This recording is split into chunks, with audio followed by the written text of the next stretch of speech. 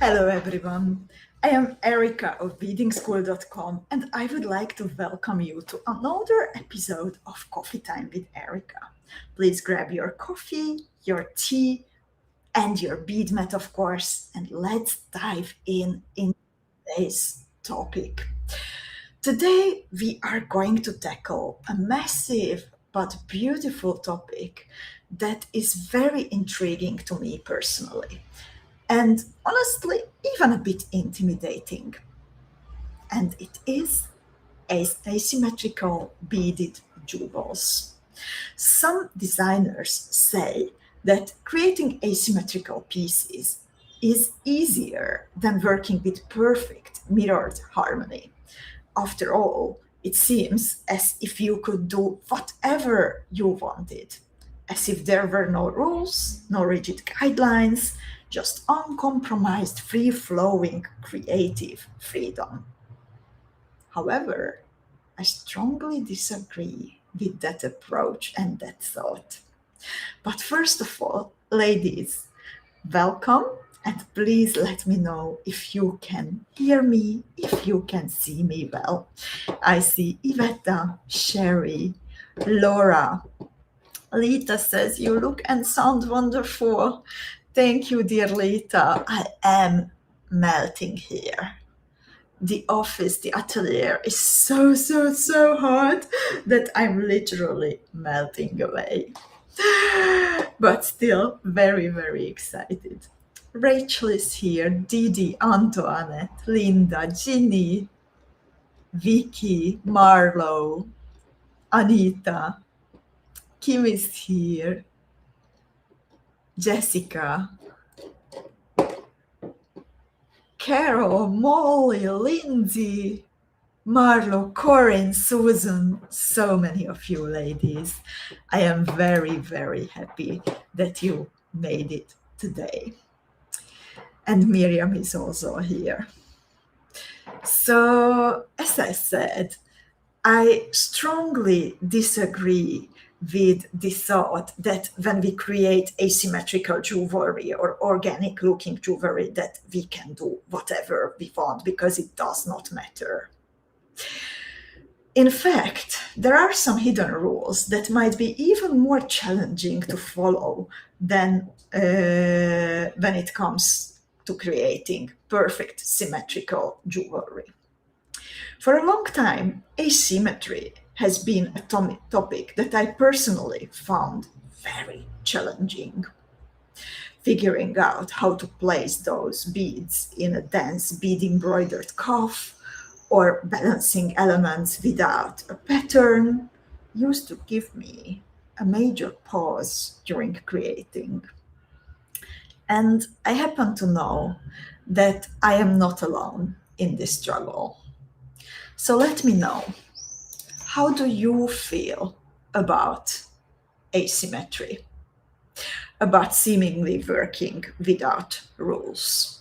Does it come naturally to you, or do you feel the exact same friction that I do? Let me know in the chat. I want to hear your thoughts.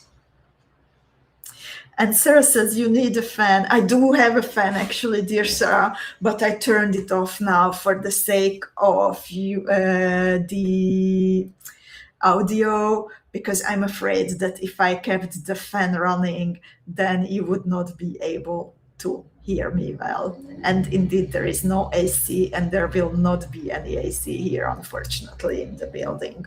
My atelier is in a so-called artist incubator, Broodplaats, in the Netherlands, and it is located in a building which in a few years will be actually demolished, and that's why the ateliers are used by an artist community because the owner is not investing anymore. So that's how these kind of places are set up across the city.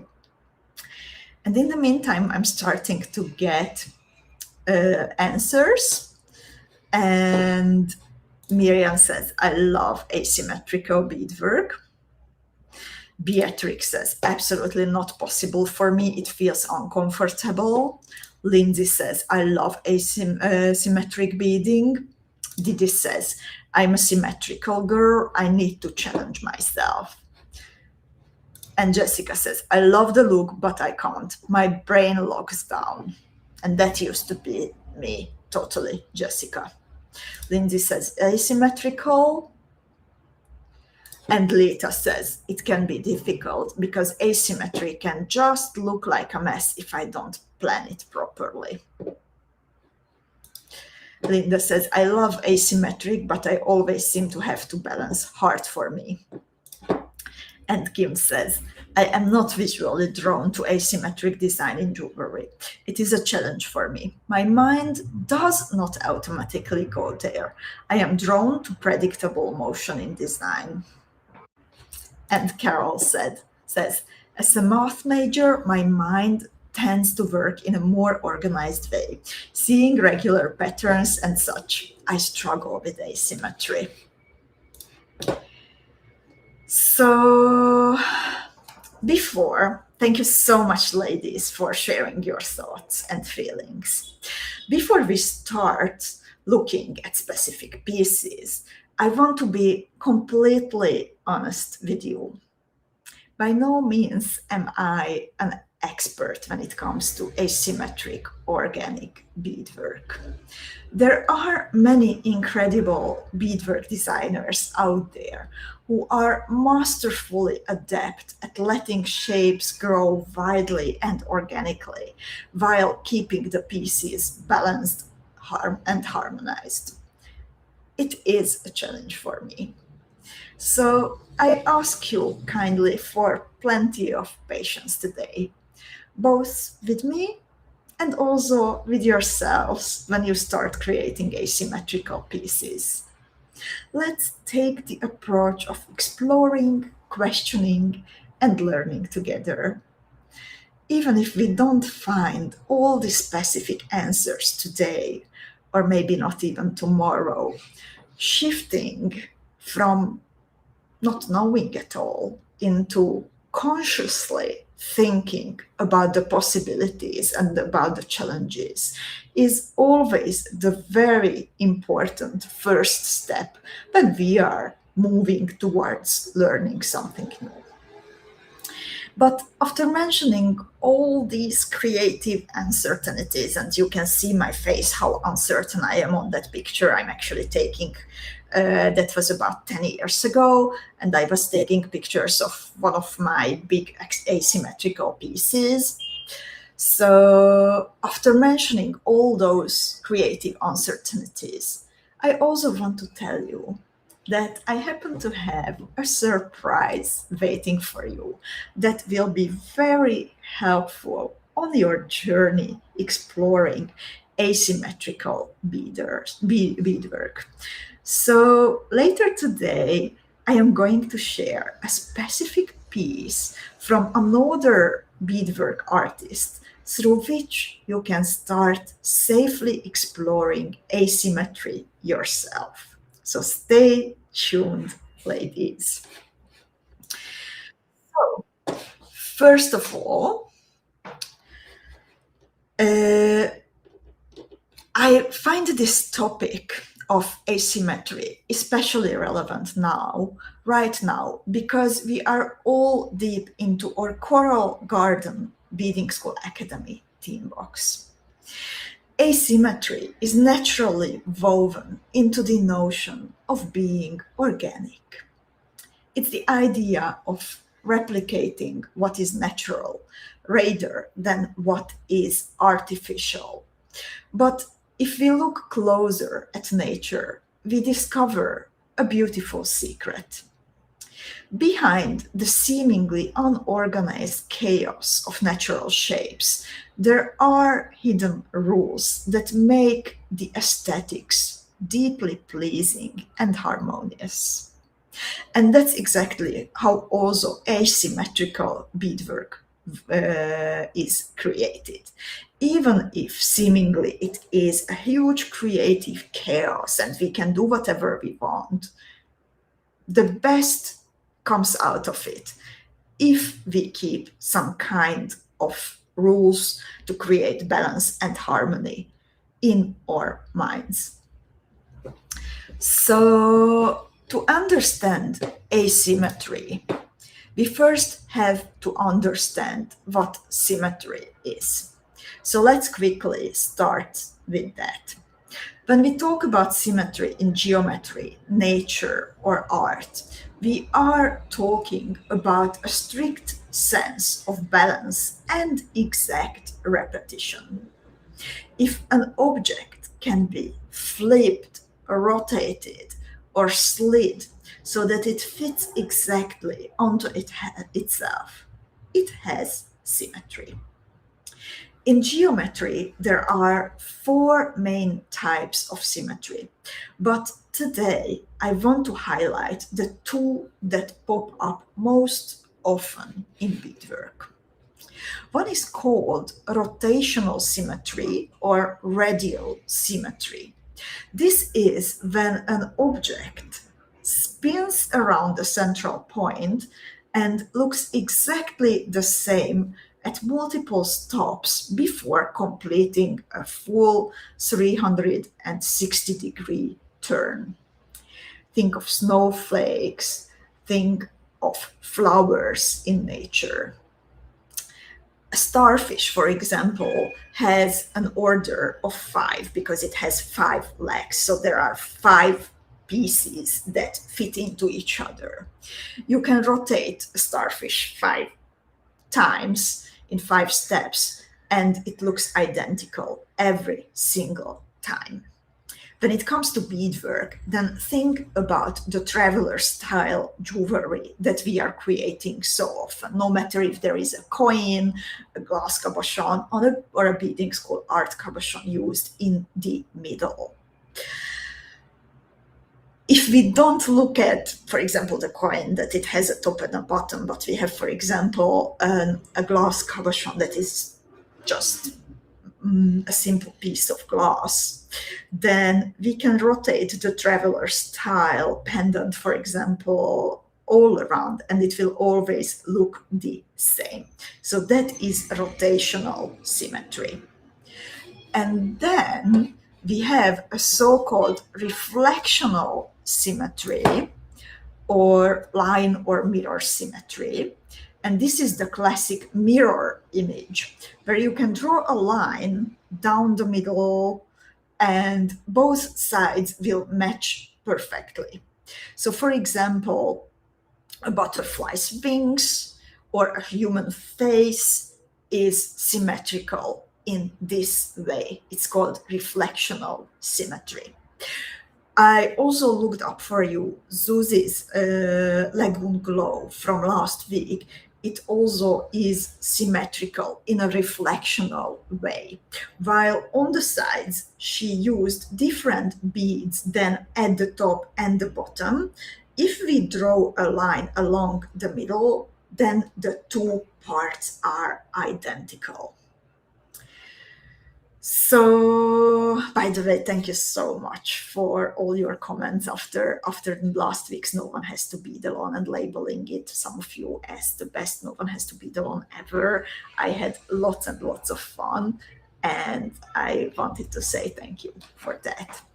So, ladies, is it clear how I explained the 2 main types of symmetry that comes useful to know when it comes to beadwork? Please let me know. And then when we have understood what symmetry is and what are the 2 main types of symmetry, then we can move on and start talking about comparisons and so on. So Marta says it was very clear. So let's move on to the question that what happens when we break those rules. So ladies, I'm curious. What do you feel? How do you feel when you look at a perfectly symmetrical piece like a traveler, and how do you feel when you look at a piece that is asymmetrical? Just a moment. Trying to put one more image on the screen.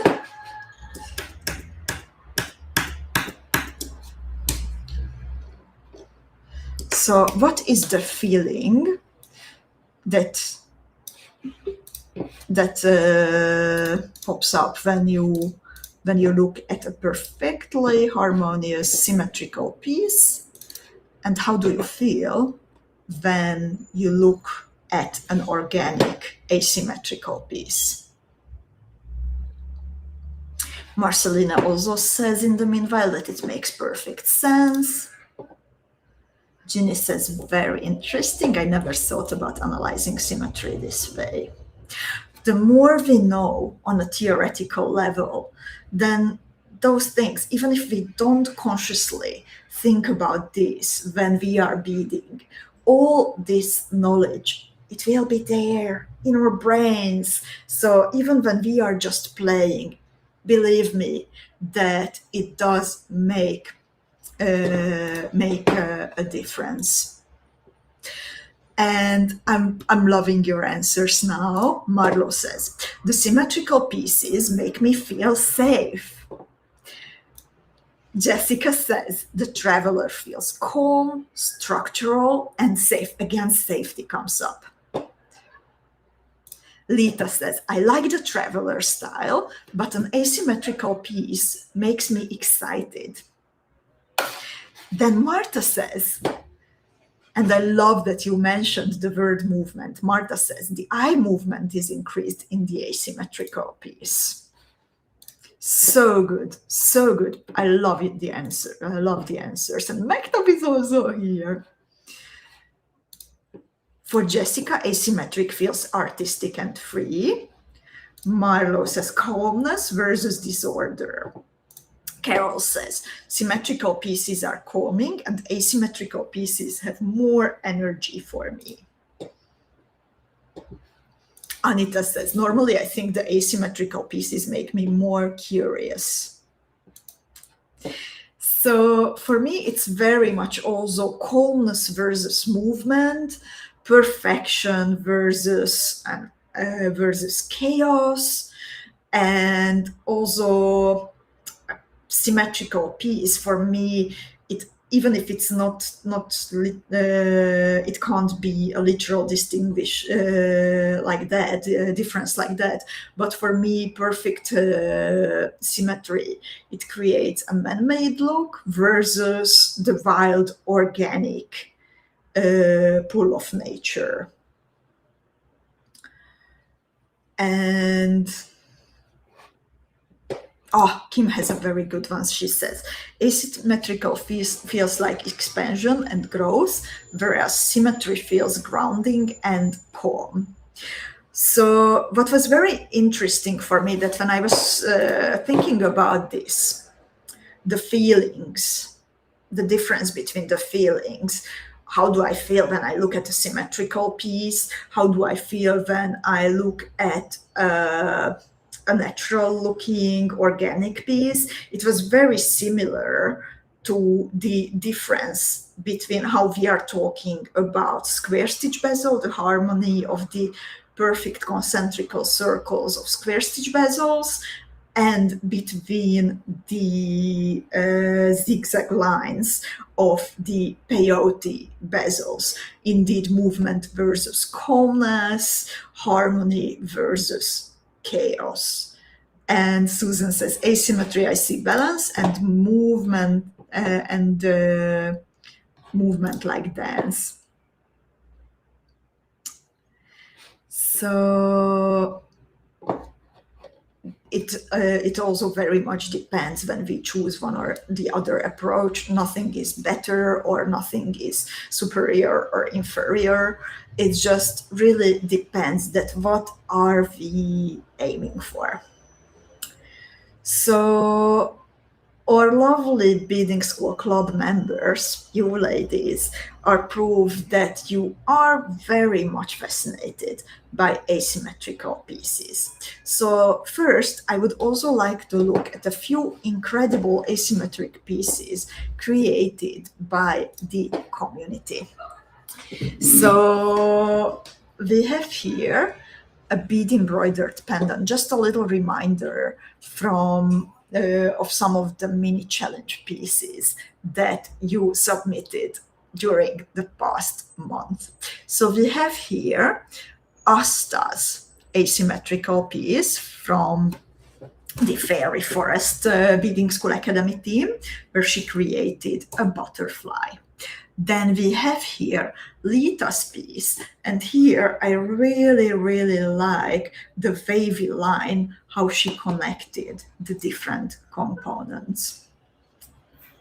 Then we have here Ingrid's piece, and this is a natural landscape, by the way, that she bead embroidered. The result is a statement color, and I love how the desert sun is balanced beautifully by the cactus shaped metal component.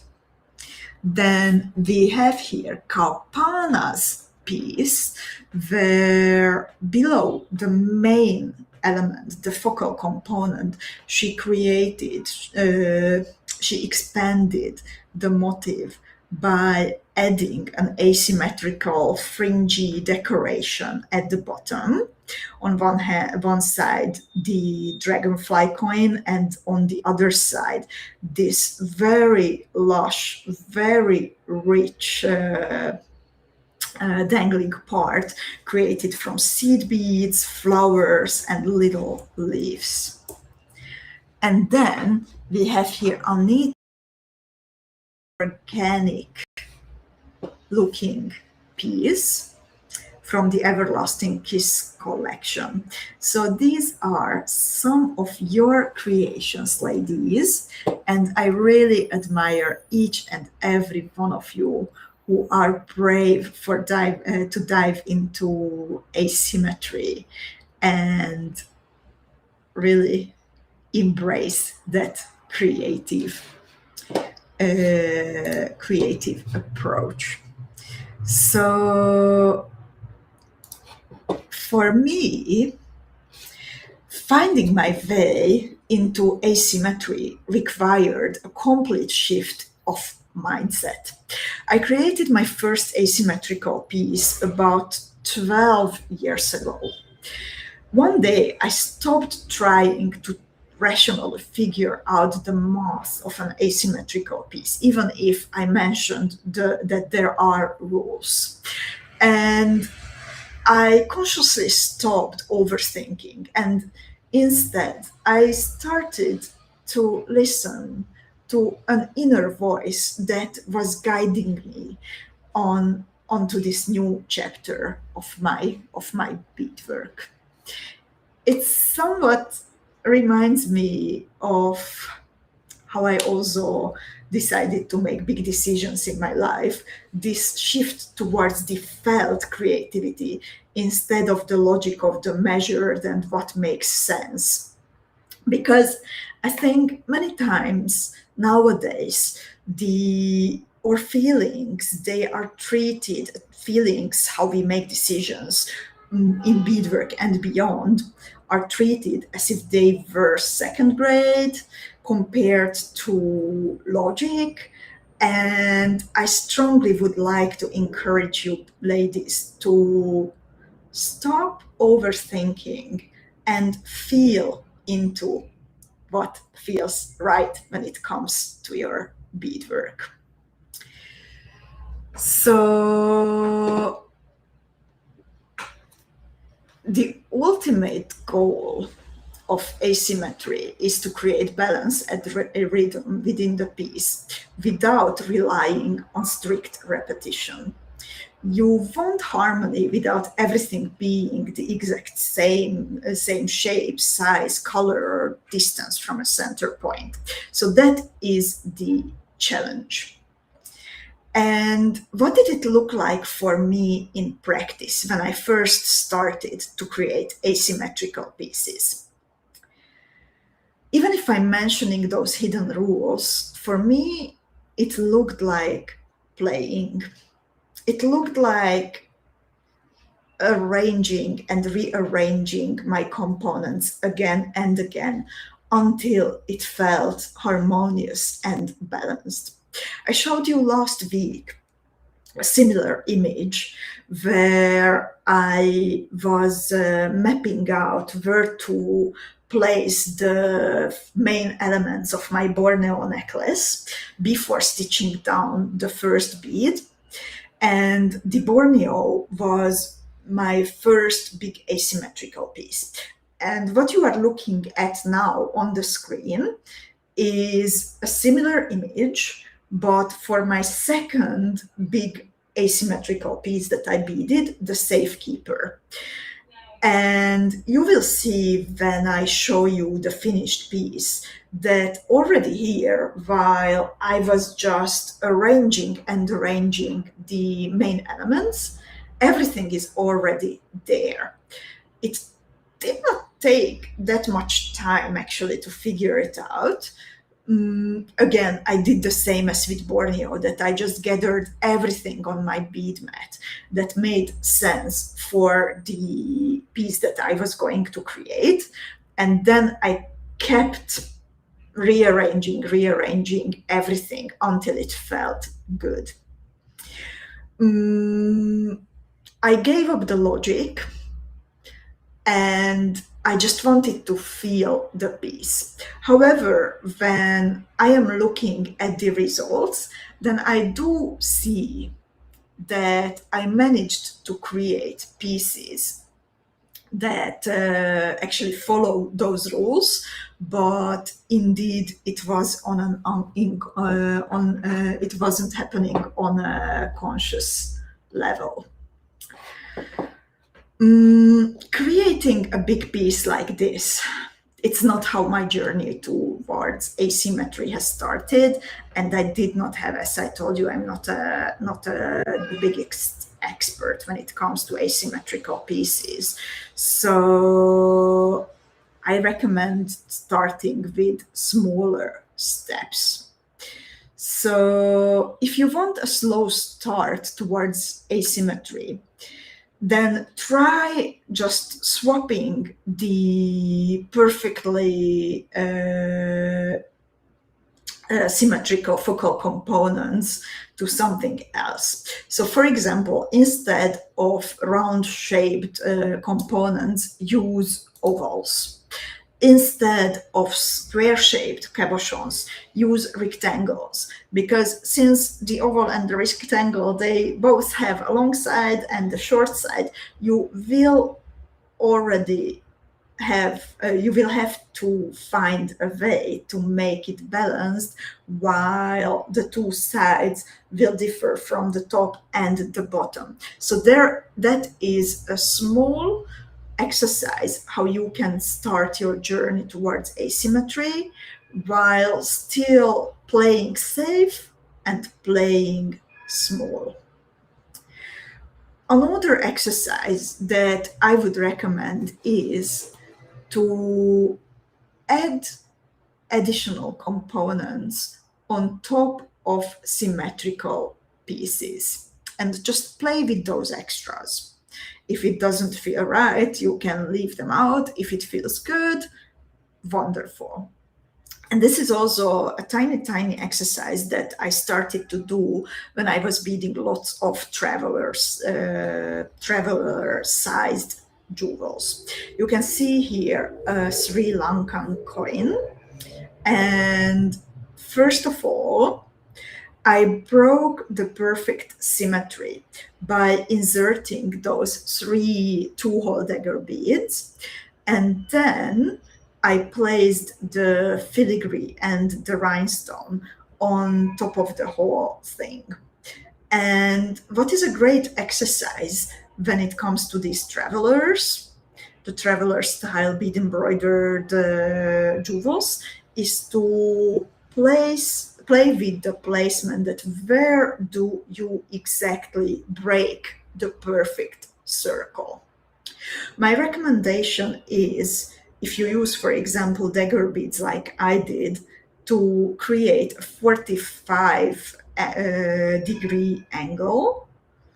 And if you have a filigree like an extra charm like I did on this one, then try to go for 1/3 of the height of the pendant. So divide it visually into 3 pieces, and I recommend going for the rule of thirds. Many objects and creatures and plants in nature follow that seemingly look like asymmetrical follow the rule of thirds. So the human eye is very much used to that aesthetic, and that's why it just looks like the right spot if you are doing these small exercises. It can happen that you afterwards after you break the symmetry, you feel like the piece has become too top heavy or bottom heavy. And please don't panic if that happens. I will show you an example. I have here another traveler style pendant. Here I also inserted some 2-hole dagger beads, and I broke the perfect symmetry. However, since here I added 5 pieces of the dagger beads, then afterwards it felt that the whole pendant, it pulls my eye very much towards that top right corner, and I wanted to balance it out. So if it happens to you that you end up with a piece that is too top heavy, let's say, then you can add a charm at the bottom to still make it work and balance it out. And if it happens the other way, that the piece becomes too bottom heavy, then if you add a bail, for example, that is more decorative, then you can again balance out the piece being bottom heavy by adding something towards the top.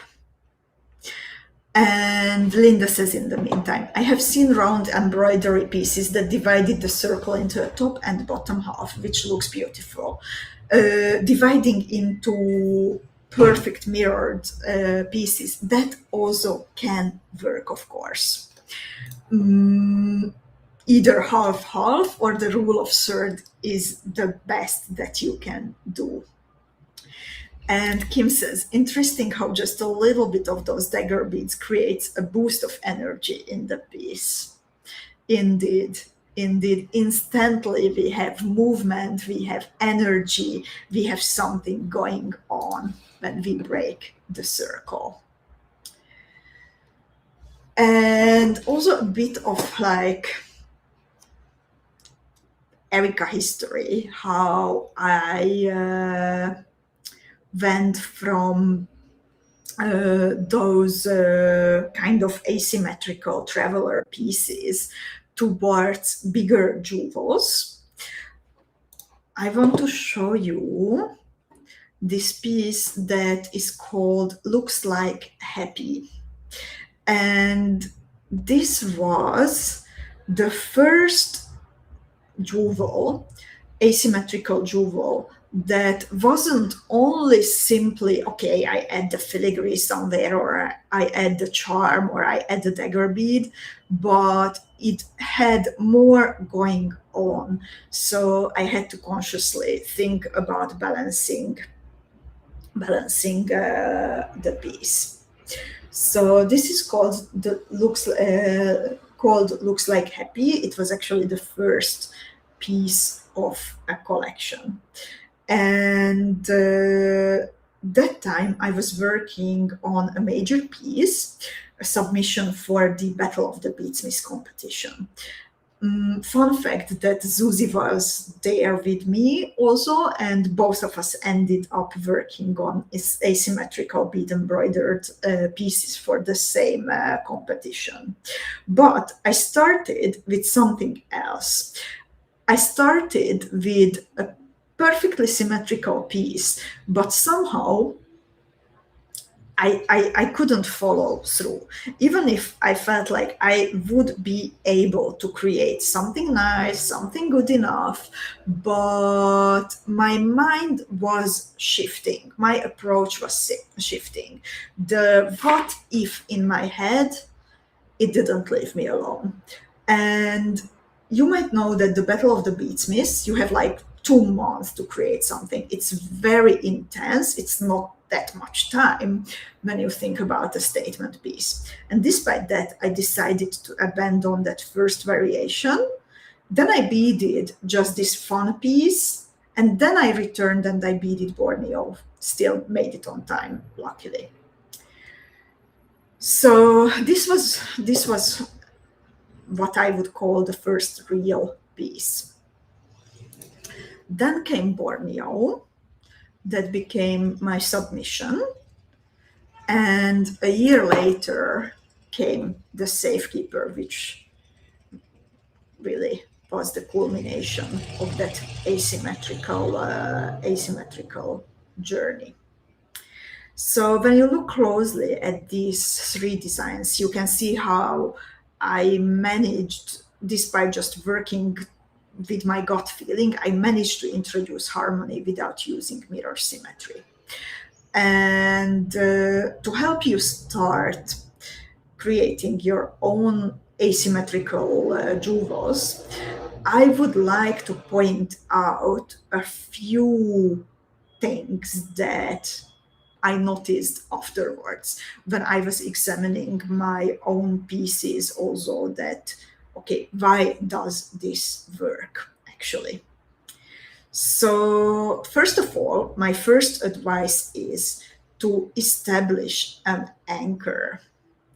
So even if it is an organic piece, an asymmetrical piece should not look like just a pile of randomly assorted components. So, for example, you can create a unified color palette to tie everything together. Like, for example, in the Safekeeper, you can see that I restricted myself to kind of white, silver, gray, black, and blue. And if we go back to Borneo, then again, I restricted myself to orange, pink, a bit of turquoise, gray, and some other natural tones. You can also keep everything tied together based on the type of the material, the texture. But keep in mind that even if you go for random components, there should be something that connects them together. Then what was interesting for me to see after I finished beading, and I do apologize for the quality of this picture. I did not manage to find the full big version of it, so that's why it looks to be pixelated. And I drew this red line on top of the necklace.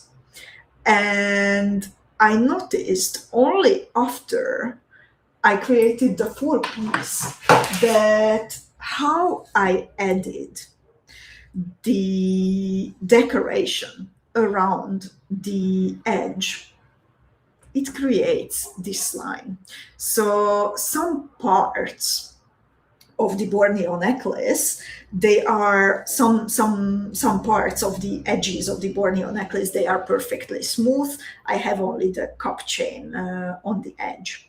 And then on some parts, I have these dagger beads that look like a jungle, flowers, the triangular shaped beads, then some shaped Miyuki beads, a filigree component. And if I connect it then with a line, then this is what I got. I was pretty also proud of myself when I discovered it. Also very surprised that my gut feeling led me to creating this wavy edge. Then what is very important when it comes to creating asymmetrical pieces, that you do not keep them balanced by repeating exactly the same motif opposite of each other. You need to master a so-called visual weight. So what you aim for when you create an asymmetrical piece is that one part of the design is just as, let's say, heavy as a part counterbalancing it. And it means that, for example, if on the right side I have something big and dark, I can counterbalance it by adding a cluster of smaller pieces that have altogether the same weight as the big one opposite of the cluster of the small components. So this is a bit of a challenge. And also, if we look back at the Borneo, then, for example, here on the right side of the necklace, I have the big pink stone, and it is counterbalanced by a smaller pink stone that is next to two flower-shaped metal components. So together, the two flower-shaped metal components and the small pink stone kind of have the same weight as the big pink stone on the other side. Let me know, ladies, that if this counter positioning, this theory of counter positioning, if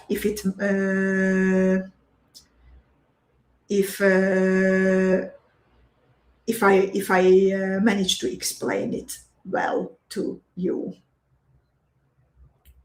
because I think this comes very useful when you are thinking about your asymmetrical jewels.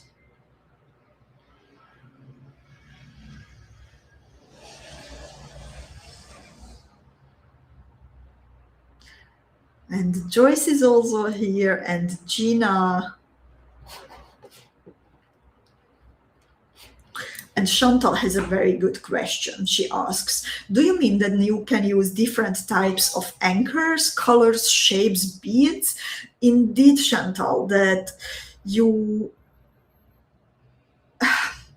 kind of figure out a main thought, a main theme, a main palette, a main whatever keeps all the different components together, whatever ties them together, that they are not absolutely random, but you can somehow tie them together, no matter what kind of logic is that cluster based on. Shapes, colors, they can be tied together in a way that, okay, everything I have included is blue, or everything I have included has either a rectangular or a triangle shape. Everything I have used is of all my focals are gemstones. So there is something that creates a cluster instead of just chaos. So Ginny says it's understandable.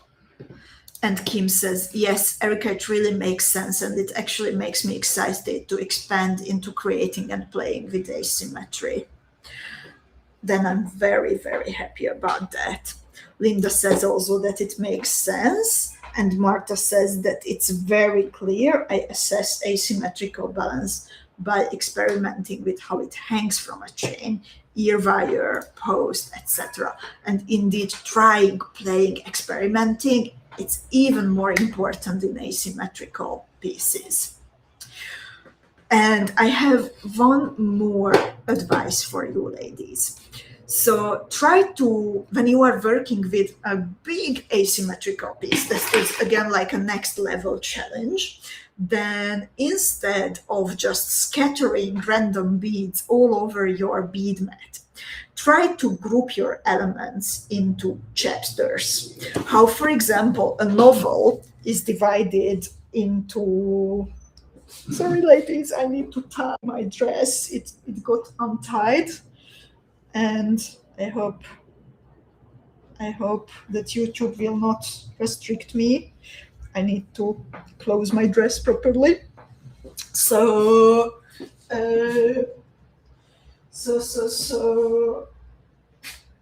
instead, like exactly in the same way as when you have a novel, and then the novel is divided into chapters, then also imagine your big piece of beadwork that it has parts. So for example, if you are looking at the Safekeeper necklace, then you can see that, okay, there is the collar, of course, around the neck. Then there is the part with this circular donut-shaped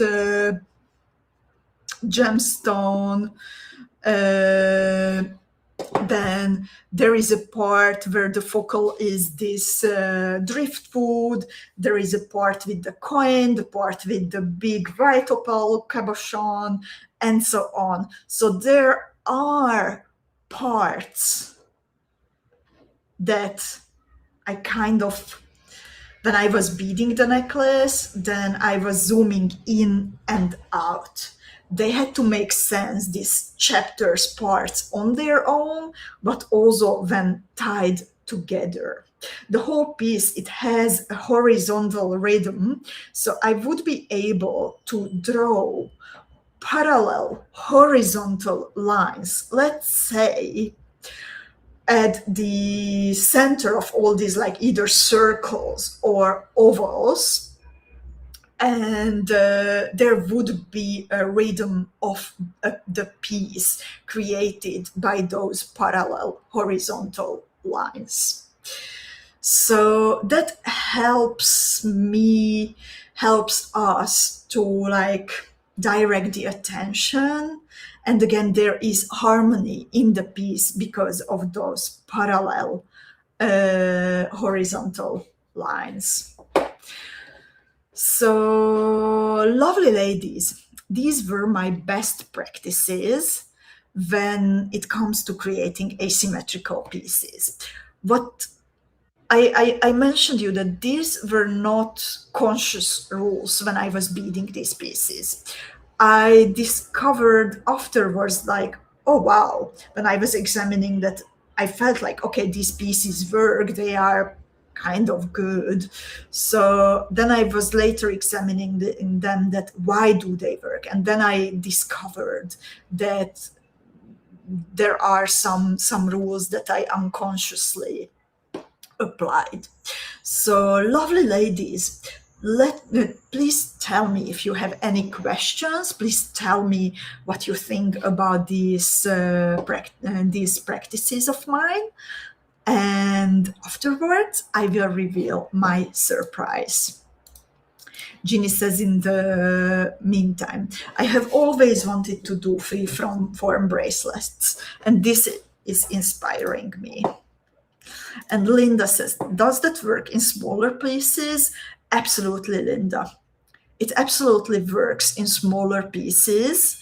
Of course, when you have a smaller piece, just as when you have a short story, you will not create chapters. You create chapters when you write a novel, for example. But the counterbalancing, when we go back to this, it is a smaller piece. I am here counterbalancing, for example, the dagger beads at the bottom right with a smaller but visually more eye-catching turquoise cabochon. It is only one piece, it is smaller, but the turquoise color is, let's say, visually heavy. So that's why it is kind of the equal of the three visually easier dagger beads. Marta! Oh my God. Sorry. Marta says, your teaching is so helpful, college level information. I'm so happy. Like someone like you who has a professional designer background, but everyone like so appreciate your feedback, because I'm trying to like pull together everything what I have learned during my nearly 20 years of beading career.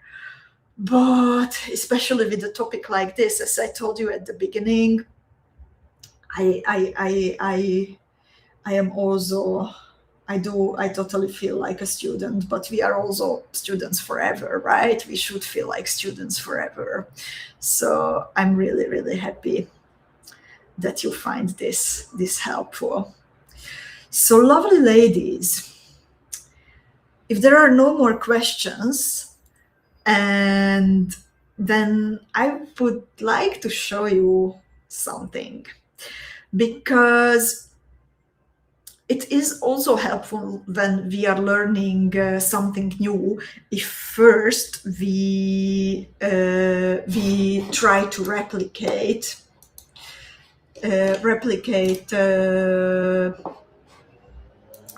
something created by someone who has a steady hand already when it comes to the topic that we would like to learn about.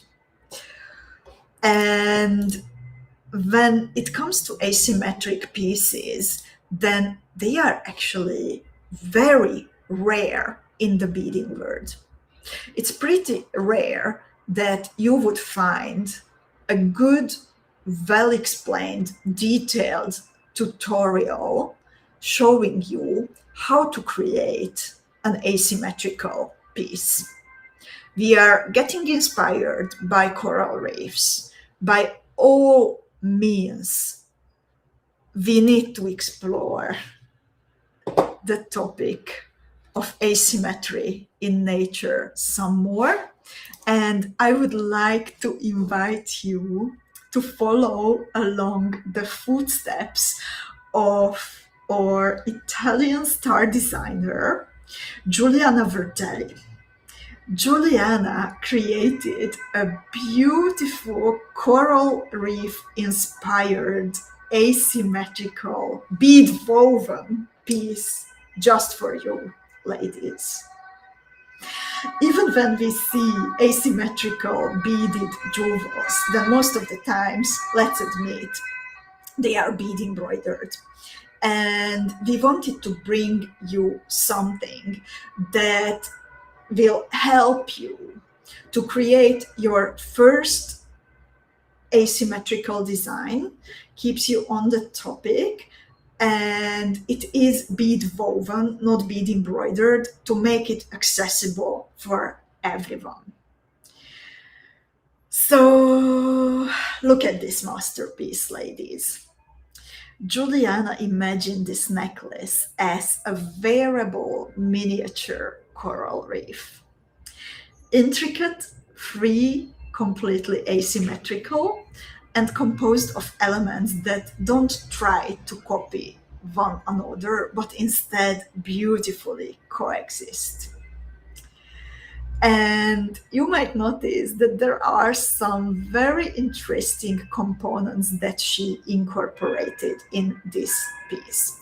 So she started out with the Coral Garden Beadingschool Academy theme box, and the colors, intertwining colors that we are playing with nowadays: turquoise, salmon pink, yellow, green.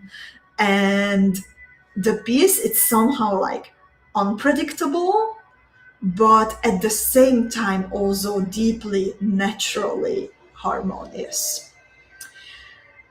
So if you want to learn how she composed this asymmetrical necklace with a true organic feel under Juliana's expert guidance, then this is your moment. So, ladies, to help you safely dive into organic asymmetrical layouts, we have a brand new limited edition treat for you. And you might also happen to know that when I'm curating the Beadingschool Academy theme boxes, then there are always also components that simply do not fit into the boxes. And it has become a very, very popular extension, the so-called What Didn't Fit series. And today I would like to show you the What Didn't Fit Imitation Coral Flowers edition. So lovely ladies, I have a What Didn't Fit box here with me, a bigger one than usual. I do have even something extra waiting for you on top of it. And I do have the tutorial waiting for you in the Beadingschool bead shop, together with this special treat. So now I would like to show you the little video of the Coral Garden Beadingschool Academy team, and afterwards you will see my hand camera and you can lurk inside this beautiful box. One moment, patiently.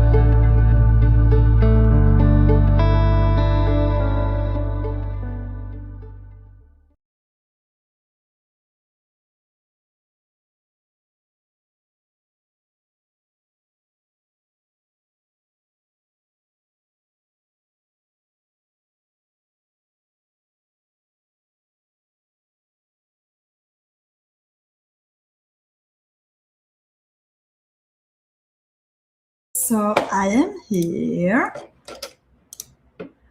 and you should be able to see my bead mat, to see my What Didn't Fit mini box. Let me arrange this cable here.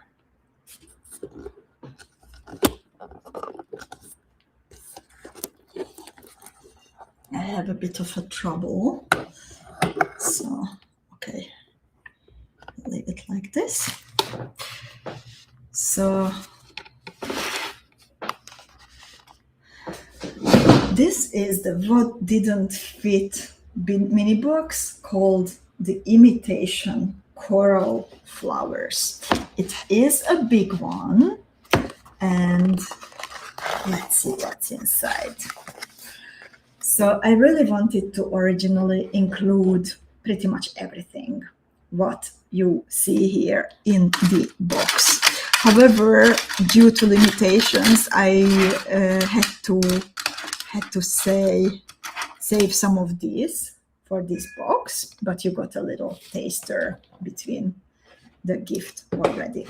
So Marlo is asking, can we make the necklace from this box? In the box, you have in this what didn't fit box, you have the extra elements that go to the necklace, and the seed beads and the cabochons and the fire polished beads and so on, they come from the Academy box. Or you can, of course, also use your stash. And there are all these decorations used in the necklace, and the decorations are all available in the what didn't fit mini box. So one of my absolute favorites is this imitation, real imitation. It sounds stupid, but it's like imitation coral, looking like coral, but just a replica. There are two pieces in one package, very big ones, pretty big ones, and imagine you can attach it on top of a bead embroidered piece, for example, or it has a hole, so you can also hang it at the bottom of a pendant. And there are two of these together in the box. The colors do vary in the box, so it can happen that you receive the same component in a different color. So how do you like these, ladies? I think these are pretty amazing. Then I also have a so-called imitation shell bead. And what I find absolutely amazing about this, that they are very, very detailed.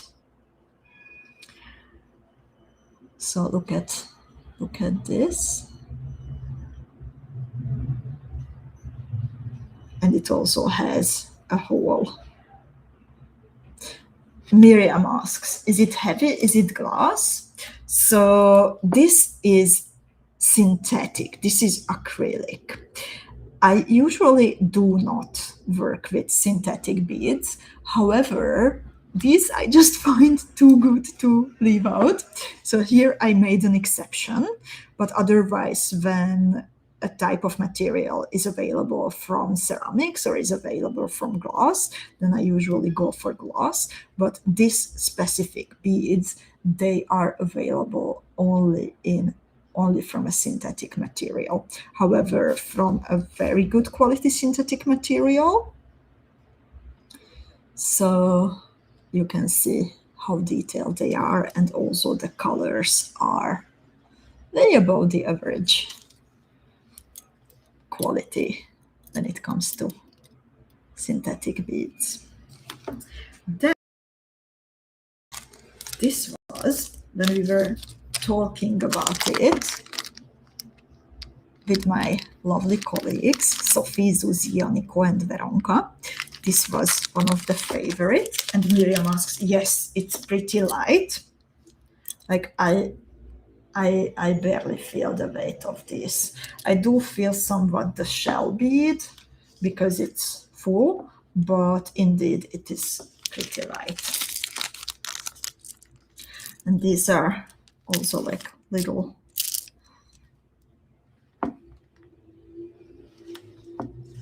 imitation beads that would be perfect for a coral garden. Then I have here a smaller version of the same. These are 6mm flower coral beads. And in my case, they come in orange red, but the beads do vary, the colors do vary somewhat. Unfortunately, I'm using a different program for my hand camera now, which is not that good quality as my previous one. Trying to adjust the distance. I think it's better now.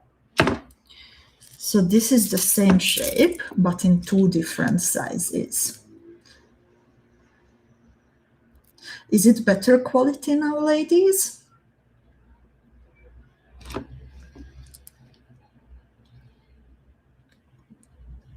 And Andrea is here and she also confirms that it's very light.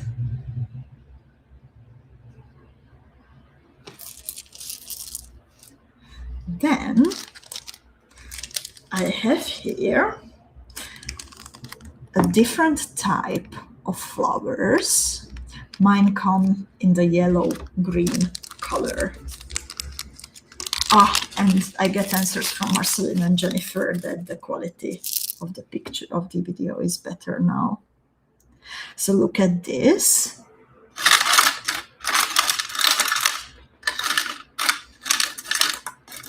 They are actually the same shape as the ones that we had in the Academy box, but a bigger size, very detailed. They have a hole running from the top towards the bottom. Even the bottom of the bead is super detailed, as you can see. It's nice to hang them, but also you can include them in designs like I did with the smaller variation. Then I have, these are so cute. I have here another type of shell beads, like the same shape, but in a smaller variation. I have 10 pieces in the little bag. They are drilled, so they are easy also to stitch down to a foundation. Mine are this dark kind of green turquoise color.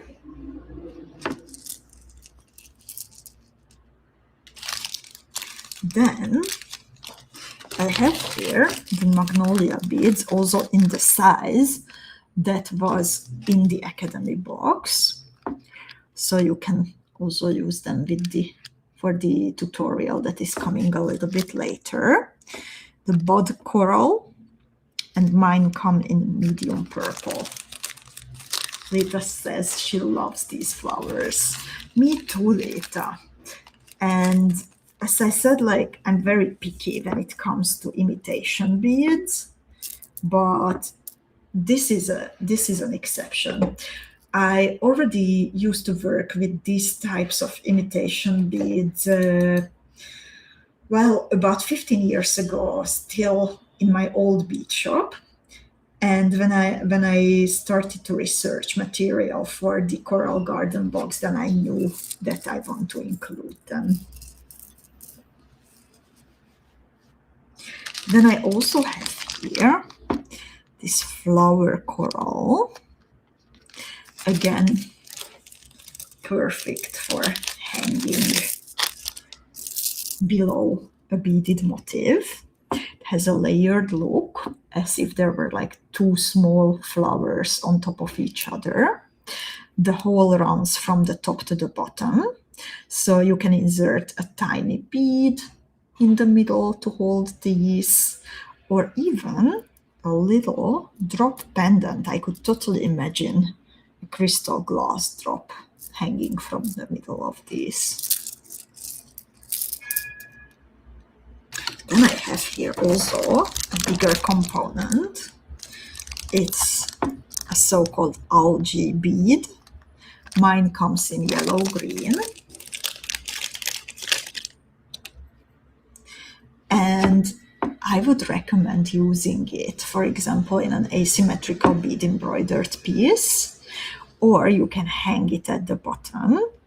This is how the hole runs, so this is where it starts, and then you need to add something here. So again, I would not shy away from adding a glass drop pendant here, and I think that would be super cute here in the middle.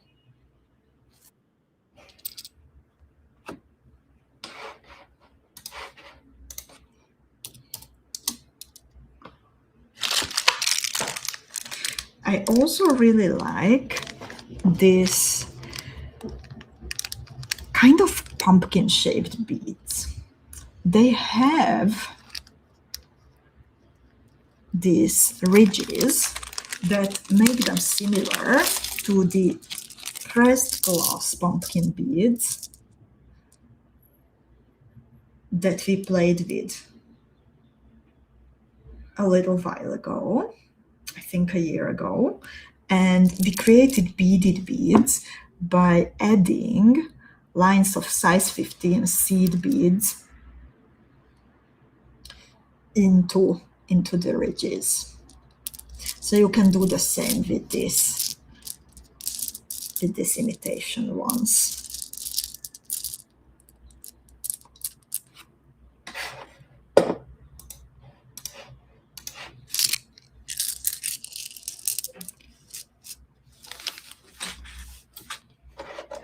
Then there is still so many, by the way. I have here a pair of teardrop coral flowers. They are intricately carved. They can go at the bottom of a pendant or a pair of earrings. They are very, very detailed, as you can see. They are all imitations, so not real coral, not real glass. These are synthetic beads, but of a very, very high quality.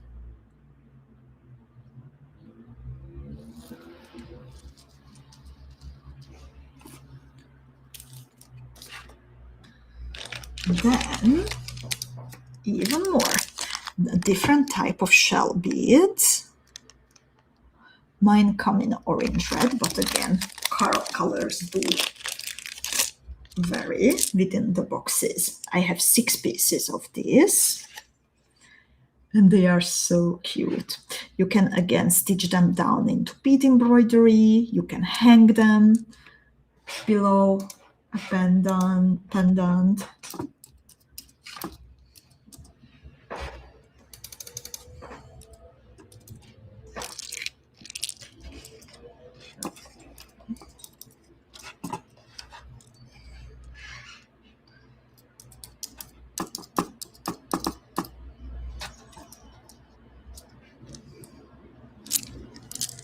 You can also share with me your ideas. If you have already some ideas how to use this, I would love to hear it. I will keep my favorites to the very end.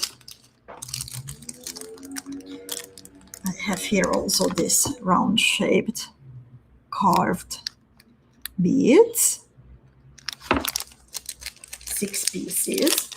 And ladies, we are very much in love with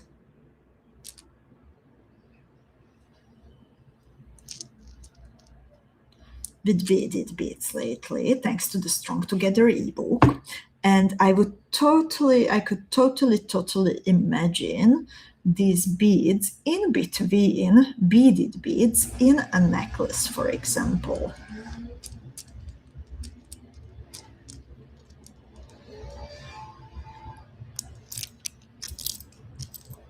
Then I have 2 more packages. I really like both of them.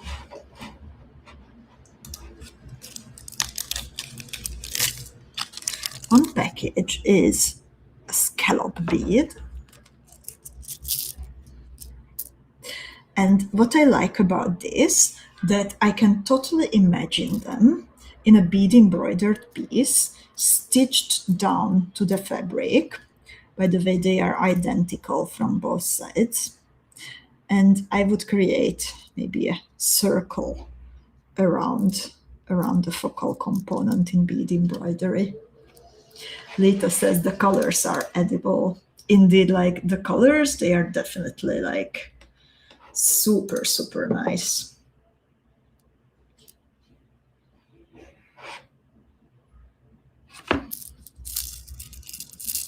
And then the last one,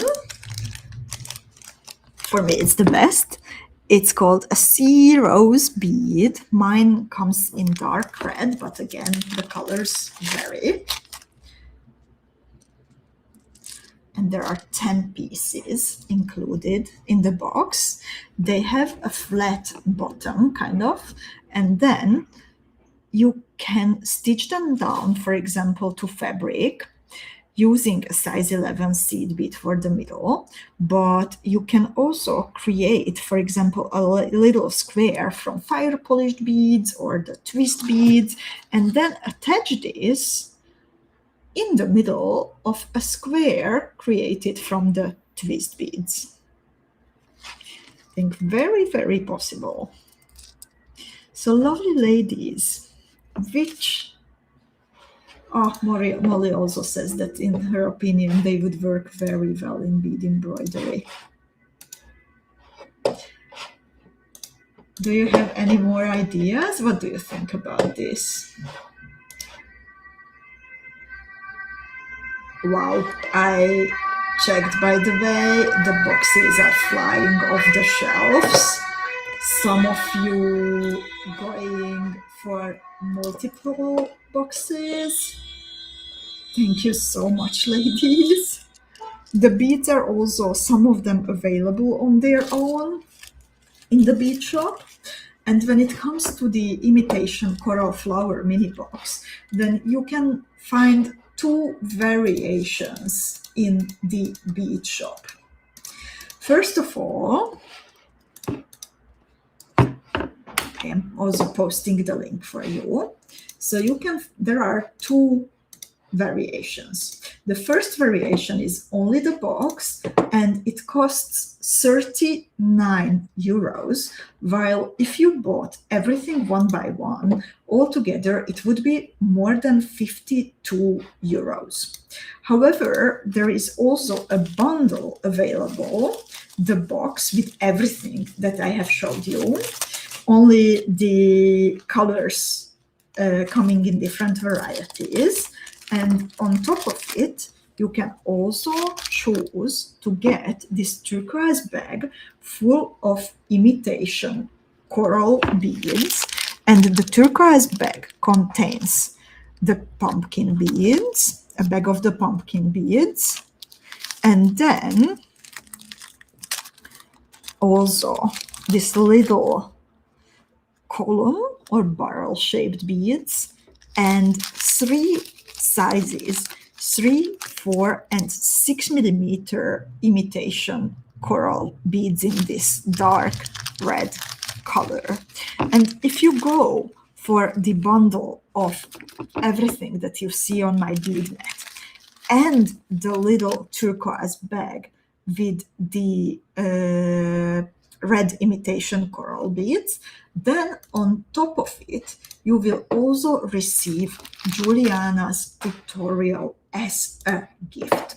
The bundle costs 49 euros, and the tutorial comes as a gift on top of it.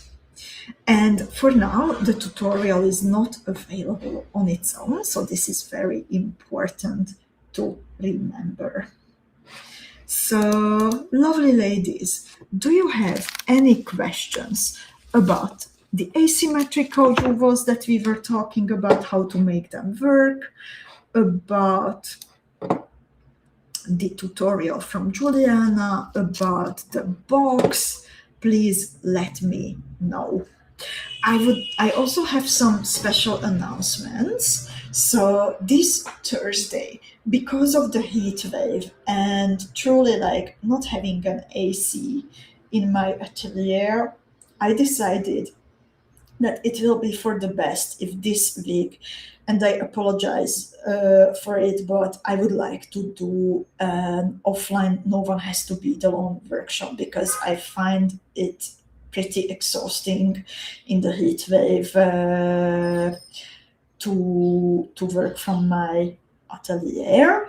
So I do apologize, ladies, and I ask for understanding. And this week you can enjoy a PDF tutorial and offline no one has to be alone lesson.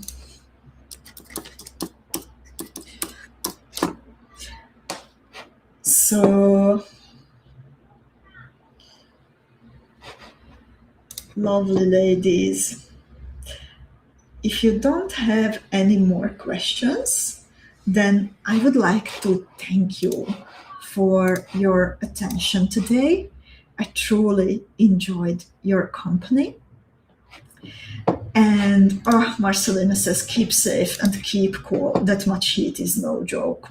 And thank you, dear Marcelina. I'm on the top floor, so it's really above my, I love heat, I love the warmth, but it's beyond my capabilities this week. So thank you so much for understanding, dear ladies, and I'm flabbergasted. I'm so grateful that you are loving the imitation coral boxes as much as I already see that you are loving them. Thank you, dear ladies, and please share your asymmetrical pieces in the club. Please share your best practices and take care of yourselves, take care of your loved ones, and happy beading. Have a beautiful rest of your days.